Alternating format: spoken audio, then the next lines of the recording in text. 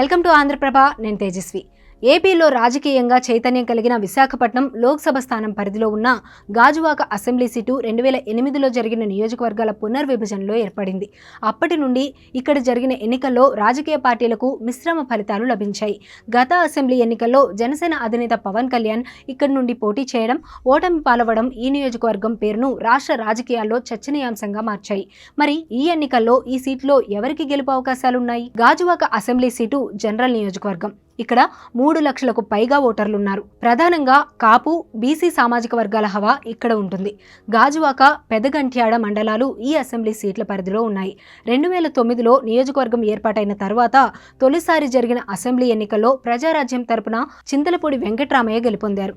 ఆ తర్వాత 2014 అసెంబ్లీ ఎన్నికల్లో టీడీపీ అభ్యర్థిగా పోటీ చేసిన పల్లా శ్రీనివాసరావు గెలుపొందారు. 2019 ఎన్నికల్లో మాత్రం వైసీపీ ఇక్కడి నుండి గెలిచింది.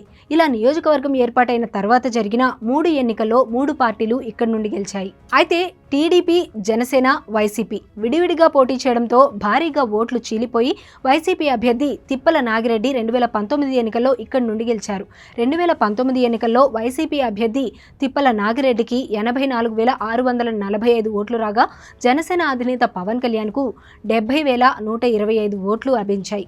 టీడీపీ అభ్యర్థి పల్లా శ్రీనివాసరావుకు 56,642 ఓట్లు వచ్చాయి. గత ఎన్నికలతో పోలిస్తే ఈసారి పరిస్థితులు చాలా మారాయి.